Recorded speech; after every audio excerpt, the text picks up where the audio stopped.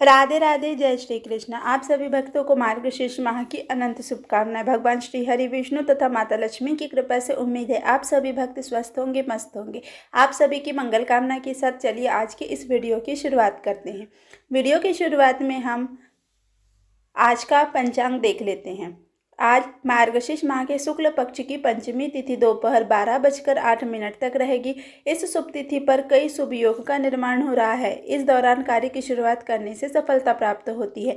आइए आज के दिन की शुरुआत करने से पहले पंडित हर्षित जी से आज का पंचांग और राहुकाल का समय जानते हैं। आज विवाह पंचमी मनाई जा रही है। यह दिन पूर्ण रूप से भगवान राम और देवी सीता को समर्पित है। ऐसा माना जाता है कि जो भक्त इस दिन भाव के साथ पूजा पाठ करते हैं उन्हें धन, सुख और सौभाग्य की प्राप्ति होती है। साथ ही आज के दिन जीवन में शुभता आती है। आज के दिन की शुरुआत करने से पहले यहाँ दिए गए शुभ और अशुभ समय को अवश्य जान ले, जो कि इस प्रकार है। पंचांग के अनुसार आज मार्गशीर्ष माह के शुक्ल पक्ष की पंचमी तिथि दोपहर 12:08 तक रहेगी। आज सूर्योदय का जो समय है सुबह 6:59 पर है। सूर्यास्त का जो समय है शाम 5:23 पर है। चंद्रोदय जो होगा सुबह 11:25 पर होगा। चंद्रास्त जो होगा रात्रि 10:07 पर होगा। आज जो शुभ मुहूर्त है, आज सर्वार्ध सिद्धि योग है सुबह 7 बजे से अगले दिन शाम 5:18 तक। रवि योग है शाम 5:18 से अगले दिन सुबह 7:01 तक। ब्रह्म मुहूर्त है सुबह 5:12 से 6:06 तक। विजय मुहूर्त है दोपहर 1:53 से 2:36 तक। गोधूली मुहूर्त है शाम 5:21 से 5:49 तक। निशिता मुहूर्त है रात्रि 11:45 से 12:40 तक। आज का जो अशुभ समय है वो जान लीजिए। आज जो राहु काल है सुबह 10:54 से दोपहर 12:16 तक रहेगा। गुलिक काल जो है सुबह 8:20 से 9:45 तक। दिशा शूल जो है पश्चिमी है। आज जो चंद्रबल है मेष, कर्क, सिंह, वृश्चिक, मकर, मीन राशि पर है। आज विवाह पंचमी के अवसर पर राम सीता पूजन मंत्र जो है श्री जानकी रामाभ्याम नमः। ओम दशरथे विद्महे जानकी वल्लभाय धीमहि तन्नो रामः प्रचोदयात्। उद्भव स्थिति संहारकारिणी हारिणीं सर्वश्रेयस्करी सीता नतो अहम राम वल्लभाम। इस मंत्र का उच्चारण आप दिन में कर सकते हैं। चलिए आगे के इस वीडियो की शुरुआत करते हैं। मार्गशीर्ष माह की पंचमी तिथि हिंदू धर्म में बहुत ही शुभ मानी जाती है, क्योंकि इस दिन भगवान राम और माता सीता का विवाह हुआ था। मान्यता है कि इस दिन श्री राम सीता विवाह की कथा पढ़ने और सुनने से व्यक्ति के वैवाहिक जीवन में खुशहाली बनी रहती है। वैदिक पंचांग के अनुसार विवाह पंचमी का पर्व हर साल मार्गशीर्ष माह के शुक्ल पक्ष की पंचमी तिथि को मनाया जाता है। धार्मिक मान्यता के अनुसार इस दिन भगवान राम और माता सीता का विवाह हुआ था। इस दिन को भगवान राम और माता सीता के विवाह की वर्षगांठ के रूप में मनाया जाता है। मान्यता है कि इस दिन विधि विधान से श्री राम विवाह करने और विवाह पंचमी की कथा पढ़ने और सुनने से घर में खुशियों का आगमन होता है, साथ ही वैवाहिक जीवन में खुशियां आती है। वैदिक पंचांग के अनुसार मार्गशीर्ष माह के शुक्ल पक्ष की पंचमी तिथि की शुरुआत 5 दिसंबर 2024 को 12:49 पर होगी। वही तिथि का समापन 6 दिसंबर को 12:07 पर होगा। उदया तिथि के अनुसार विवाह पंचमी का त्यौहार 6 दिसंबर 2024 को मनाया जाएगा। पौराणिक कथा के अनुसार भगवान विष्णु ने अवतार लेकर राजा दशरथ के घर श्री राम के रूप में जन्म लिया था। दूसरी ओर मिथिला के राजा जनक हल चलाते समय धरती से उत्पन्न एक कन्या मिलती है, जिन्हें वे अपनी पुत्री मानकर सीता नाम देते हैं। सीता जब बड़ी हो जाती है तब राजा जनक अपनी पुत्री के लिए उपयुक्त वर की तलाश करते हुए स्वयंवर का आयोजन करते हैं, जिसमें एक शर्त रखी जाती है कि जो भी भगवान शिव का अदम्य धनुष तोड़ेगा वह सीता से विवाह कर पाएगा।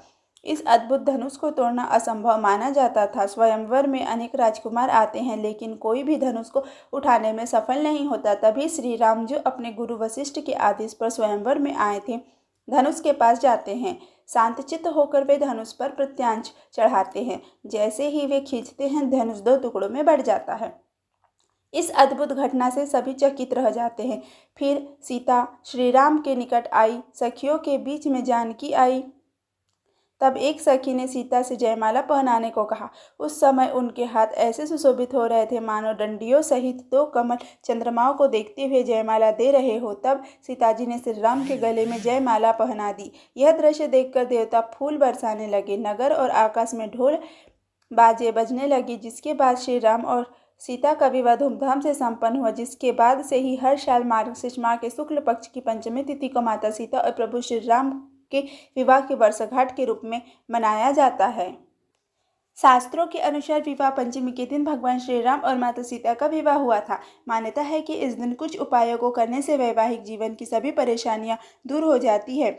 जाने विवाह पंचमी के दिन किए जाने वाले उपाय। सुखी वैवाहिक जीवन के लिए भगवान श्री विष्णु व माता लक्ष्मी को गाय के दूध में केसर मिलाकर अभिषेक करना चाहिए। मान्यता है कि ऐसा करने से विवाह के योग भी बनते हैं। इस दिन राम जानकी स्तुति का पाठ व व्रत करना अत्यंत लाभकारी माना गया है। मान्यता है कि ऐसा करने से दाम्पत्य जीवन में मधुरता बढ़ती है।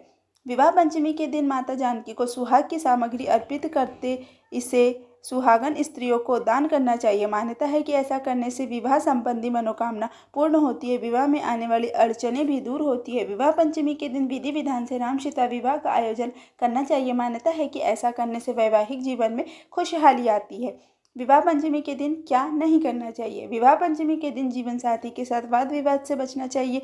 इस दिन मांस, मदिरा व शराब आदि का सेवन नहीं करना चाहिए। इस दिन बड़े बुजुर्गों का अपमान भी नहीं करना चाहिए। आगे के वीडियो में हम मार्गशीर्ष माह महात्म्य की कथा का श्रवण करेंगे, जिसमें आज के अध्याय में हम भगवान प्रभु श्री राम के जीवन के बारे में चर्चा करेंगे। व्यास जी कहते हैं कि पूर्व काल में त्रेता युग के आगमन पर भगवान विष्णु के अंश अवतार कमल नयन राम सूर्य वंश में रघुवंश के वंशज के रूप में जन्मे थे। राम और लक्ष्मण जब बाल बांधे हुए थे, यानी वे बहुत छोटे थे, तब भी अपने पिता के कहने पर विश्वामित्र के पीछे चले गए। यज्ञ की रक्षा के उद्देश्य से ही राजा ने राजकुमारों को यह काम सौंपा था। पिता की आज्ञा मानकर वीर राजकुमार धनुष बाण लेकर मार्ग में ही जा रहे थे कि ताड़का नामक राक्षसी विघ्न डालने के उद्देश्य से उनके सामने आकर खड़ी हो गई। ऋषि के आदेश पर राम ने ताड़का का वध किया। गाधीज ने राम को धनुर्विद्या प्रदान की थी। गाधीज जो है विश्वामित्र का ही एक नाम है। उनके पैरों के तलवे के स्पर्श से गौतम की पत्नी अहिल्या, जो इंद्र के साथ घनिष्ठता के कारण चट्टान में बदल गई थी, वे अपना मूल रूप पुनः प्राप्त कर लिया। जब विश्वामित्र का यज्ञ प्रारंभ हुआ, तब रघुवंशियों में श्रेष्ठ विश्वामित्र ने अपने उत्तम बाणों से मारीच और सुबाहु को मार डाला। जनक के निवास में रखा हुआ ईश्वर का धनुष टूट गया। हे राजन, अपने 15वें वर्ष में राम ने मिथिला के राजा की 6 वर्षीय सुंदरी पुत्री सीता से विवाह किया, जो गर्भ से उत्पन्न नहीं हुई थी। सीता को पाकर राघव संतुष्ट और प्रसन्न हो गए। जब वे अयोध्या की ओर जा रहे थे, तो रास्ते में उन्हें जमदग्नि का पुत्र दिखाई दिया। तब हे राजन, उन दोनों के बीच ऐसा भयंकर युद्ध हुआ जिसे देखना देवताओं के लिए भी असहनीय था। परशुराम को पराजित करने के बाद श्री राम दशरथ के पुत्र सीता के साथ घर गए। फिर उन्होंने 12 वर्षों तक सीता के साथ क्रीड़ा की। जब राम अपने 27वें वर्ष में उन्हें राज सिंहासन का उत्तराधिकारी बनने वाले थे, तब कैकेयी ने उनसे 2 वरदान मांगे। इसमें एक वरदान यह था कि राम सीता और लक्ष्मण के साथ 14 वर्ष के लिए जटाधारी होकर बन जाएंगे। दूसरा वरदान यह था कि मेरा भरत उत्तराधिकारी हो। मंथरा के वचनों से भ्रमित होकर उसने यह वरदान चुना था। राजा ने सीता और लक्ष्मण के साथ राम को वनवास दे दिया। राम 3 दिन और 3 रात पानी पर रहे। चौथे दिन उन्हें खाने के लिए फल मिले। 5वें दिन उन्होंने चित्रकूट में डेरा डाला। फिर दशरथ राम पुकारते हुए स्वर्ग चले गए। क्या वह ब्राह्मण के श्राप को सत्य सिद्ध करने के लिए स्वर्ग गया था? तब भरत और शत्रुघ्न चित्रकूट आए। उन्होंने राम को अपने पिता के स्वर्ग चले जाने की सूचना दी। राम ने भरत को सांत्वना दी और उन्हें वापस आने के लिए राजी कर लिया। इसके बाद भरत और शत्रुघ्न नंदीग्राम आए। राम की चरण पादुकाओं की पूजा में लीन होकर वे दोनों राज्य के कामकाज की देखभाल करने लगे। महापुरुष अत्रि के दर्शन करके वे दंडक वन में आए, जहाँ राक्षस सेना के संहार के प्रारंभ में उन्होंने विराट का वध किया। वे 13वें वर्ष का आधा समय व्यतीत होने तक पंचवटी में रहे। उस समय राक्षसी शूर्पणखा विकृत हो गई। जब वे जनक की पुत्री के साथ वन में विचरण कर रहे थे, भयंकर राक्षस सीता का हरण करने आया था। माघ मास की कृष्ण पक्ष की अष्टमी तिथि को वृंदा नामक मुहूर्त में 10 सिर वाला राक्षस रावण सीता का हरण कर ले गया। जबकि रघुवंशी परिवार के लोग बाहर गए हुए थे, वह मारीच के आश्रम में गया था और हिरण का वेश धारण करके अपने द्वारा राघव और लक्ष्मण को दूर ले जाने में सफल हो गया था। तत्पश्चात राम ने मृग का रूप धारण करने के लिए मारीच का वध कर दिया। पुनः आश्रम में आकर राम ने देखा कि वहाँ सीता माता नहीं है। इसी बीच सीता को बलपूर्वक ले जाया जा रहा था। तब सीता कुरारी के समान चिल्ला रही थी, हे राम राम, मुझे बचाओ, मुझे राक्षस द्वारा हरण किए जाने से बचाओ। यह सुनकर कि काम मोहित राक्षस जनक की पुत्री को उसी प्रकार उठा ले जा रहा है जैसे भूखा बाज चीखती हुई बटेर को उठा ले जाता है, पक्षीराज जटायु ने राक्षसों के राजा से युद्ध किया। माघ मास के कृष्ण पक्ष की 9वीं तिथि को रावण द्वारा मारे जाने पर वे मर गए। दोनों भाई राम और लक्ष्मण सीता की खोज करने लगे, जो उस समय तक रावण के घर में बंद थी। जटायु को देखकर उन्हें पता चला कि सीता को राक्षस ने हरण कर लिया है। जटायु ने भक्तिपूर्वक उस पक्षी का दाह संस्कार कर दिया। राम आगे बढ़े, लक्ष्मण उनके पद चिन्हों पर चले। वे पणपा के समीप पहुंचे और सबरी को आशीर्वाद दिया। वहां का जल पीते हुए उन्होंने हनुमान को देखा। राम ने हनुमान से मित्रता की। फिर वे सुग्रीव के पास पहुंचे और बाली नामक वानर का वध किया। हनुमान और अन्य लोगों को भगवान राम ने अपने प्रियतम की ओर भेजा। पवनपुत्र हनुमान राम की अंगूठी लेकर अपने कार्य पर चले गए। 10वें महीने में संपत्ति ने बंदर को उसके बारे में बताया।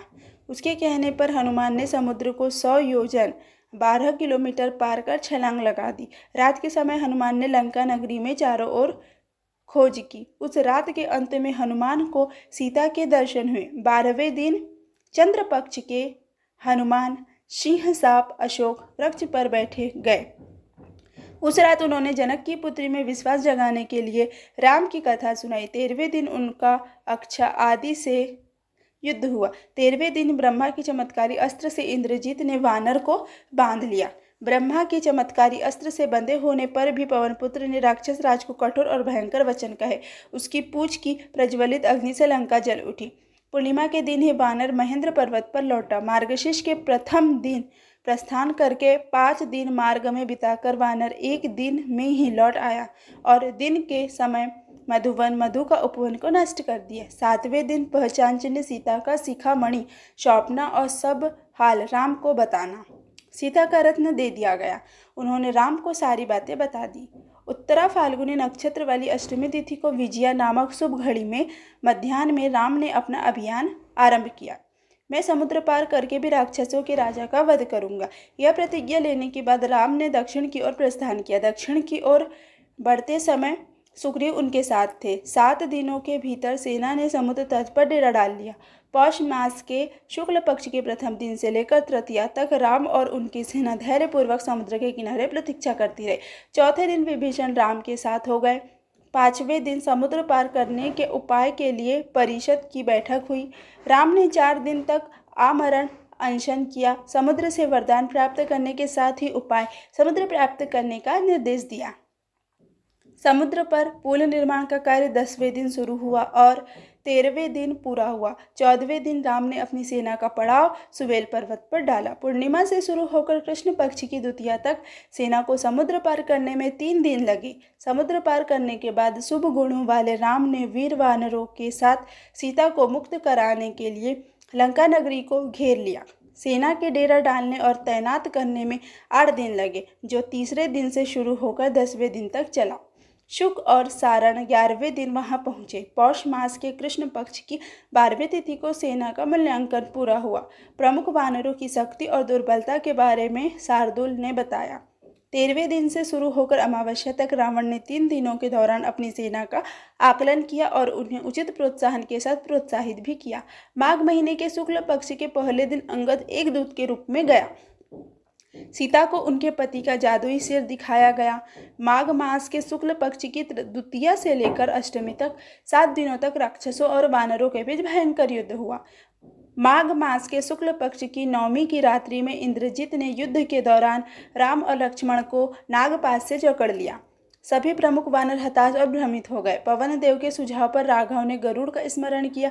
उन्हें नागपाश से मुक्त करने के उद्देश्य से गरुड़ 10वें दिन आए।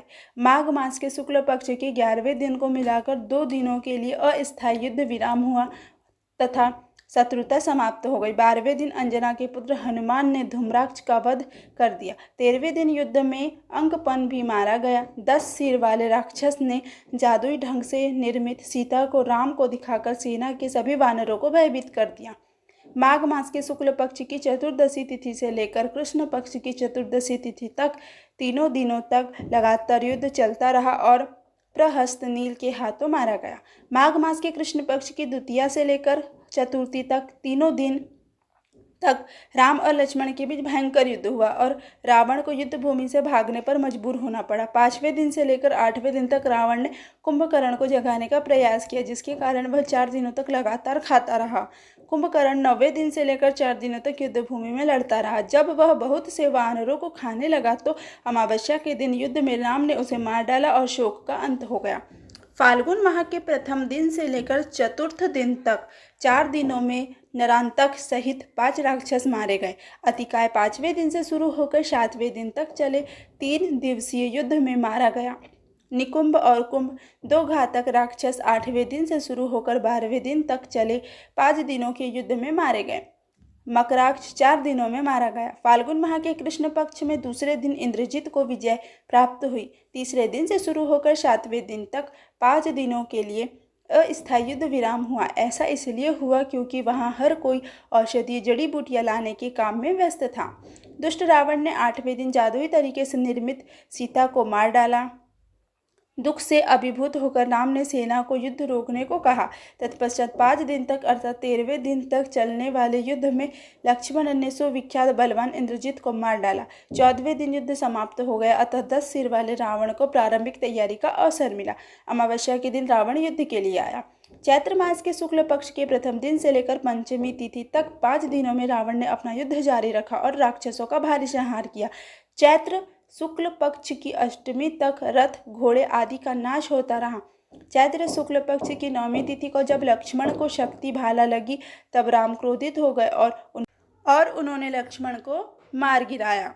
विभीषण की सलाह पर वे लक्ष्मण के लिए द्रोण आदि पर्वत से औषधि लाने गए। उन्होंने विशल्य घावों की मारक औषधि लाकर लक्ष्मण को पिलाई। 10वें दिन युद्ध बंद हो गया। रात्रि में राक्षसों का युद्ध हुआ। 11वें दिन मातली नामक दिव्य रथ राम के लिए युद्ध में सहायता करने के लिए वहां आया। शुक्ल पक्ष के 12वें दिन से लेकर कृष्ण पक्ष के 14वें दिन तक 18 दिनों तक चले युद्ध के बाद राम ने रथों से एक ही युद्ध में रावण को मार डाला। रावण आदि का दाह संस्कार अमावस्या के दिन हुआ। इस भीषण युद्ध में राम को विजय प्राप्त हुई। माघ के शुक्ल पक्ष की द्वितीया से शुरू होकर चैत्र के कृष्ण पक्ष की चतुर्दशी तक कुल मिलाकर शत्रुता की अवधि 87 दिनों की थी।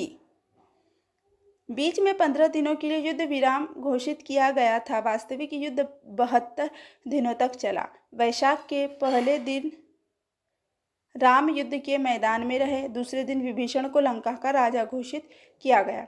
तीसरे दिन सीता की पवित्रता की परीक्षा हुई। देवताओं ने वरदान दिए। दशरथ स्वर्ग से आए और उन्होंने इसकी स्वीकृति दी। लंकापति का वध करने के पश्चात लक्ष्मण के बड़े भाई भगवान राम जनक की गुणवान पुत्री को जो राक्षस द्वारा कष्ट पहुंचाई गई थी अपने साथ ले गए और बड़े आनंद के साथ लौटे। वैशाख के 4थे दिन राम पुष्पक नामक हवाई रथ पर सवार हुए। वे हवाई मार्ग से ही वापस लौटे। 14 वर्ष की अवधि पूरी होने पर माधव अर्थात वैशाख महीने के 5वें दिन अयोध्या नगरी के रास्ते में राम और उनके साथियों ने भारद्वाज के आश्रम में डेरा डाला। वे 6ठे दिन पुष्पक द्वारा नंदीग्राम पहुंचे। 7वें दिन रघुवंश के महान वंशज को अयोध्या का राजा बनाया गया। मैथिली 14 महीने और 10 दिन तक राम से अलग रावण के निवास में रही। राम ने 42वें वर्ष में राज्य करना शुरू किया। सीता उस समय 33 वर्ष की थी। 14 वर्ष के पश्चात रावण के अभिमान को नष्ट करने के लिए भगवान राम प्रसन्नतापूर्वक अपनी नगरी अयोध्या में आए और वहां अपने भाइयों के साथ राज्य करने लगे। 11,000 वर्ष तक राज्य करने के बाद राम स्वर्ग चले गए।